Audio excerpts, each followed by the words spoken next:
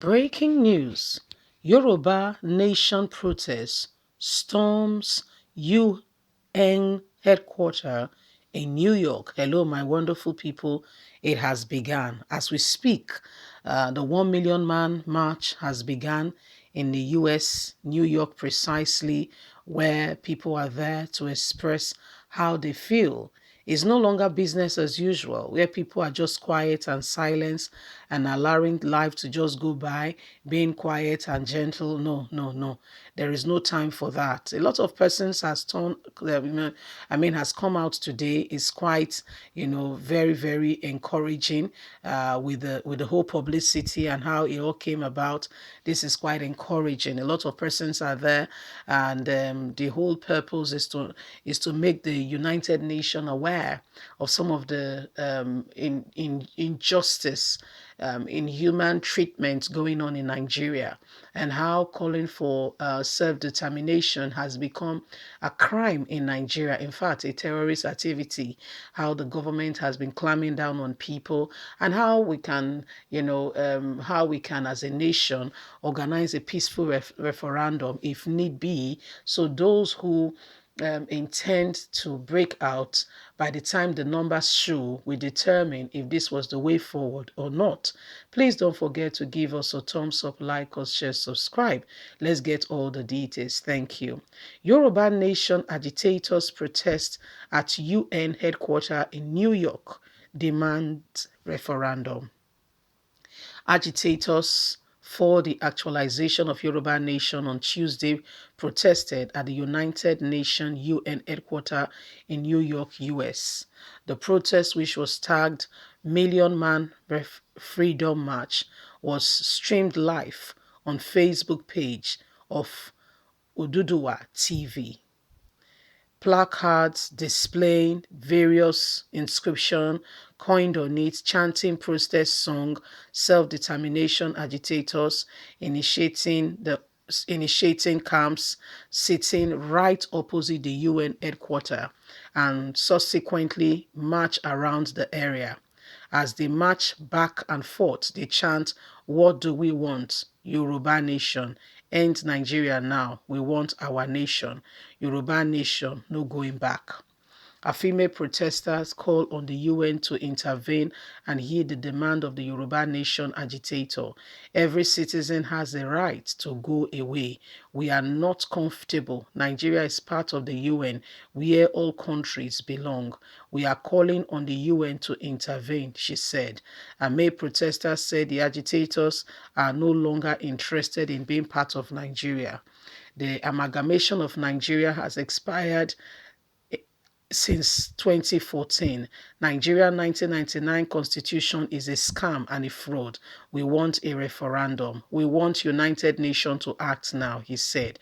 Another May protester said the actualization of Yoruba Nation is inevitable and assured that Sunday Igboho, the separationist leader better known as Sunday Adeyemo, the separationist leader better known as Sunday Igboho, will eventually be released from detention. He said, by God's grace, Yoruba Nation will be actualized. It is destined to happen. Igboho will be set free. The protesters will also calling on Yoruba leaders and stakeholders to rise up and fight for the succession rather than sitting down. The Freedom March was organized by the Nigerian Indigenous Nationalist Alliance for Self-Determination, NINAS. NAS refers to itself as Multi-Ethnic Alliance of the Indigenous People of the Middle Belt, part of former Northern Region, Ilena Omodua, the former Western Region, and the Lower Niger, former Eastern and Midwest Region. Banji Akintoye, leader of Ilena Omodua, is the chairman of the NINAS, while Tony Nedi is the Secretary General. According to Akintoye, the Freedom March will take place every day outside the UN headquarters until September the 24th, starting from the 14th for 10 days. So my people, now so the matter they reach, as we they talk, so the thing don't hit ground. Million Man March is already on ground demanding for a referendum. Say, well, say, we don't tire for the tricks, for the deceit, and for the way things they go. It ought not to be so. For so long, we've been marginalized, we've been pushed to the corner, and we can see for ourselves all that is going on. People are calling on, and gradually, they will hear. It's a 10-day march. 10, 10. So, I mean, it's just starting. This is just the tip of the iceberg. It just started. This is supposed to run all through the UN meeting in New York. And the call is that we want a referendum.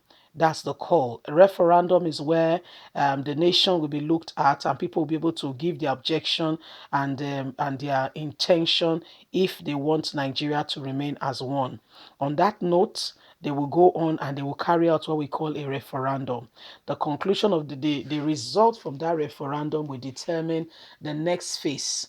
They will determine what next will happen. But guess what? The problem now, somebody will say, Madam, but the way you talk and so is simple.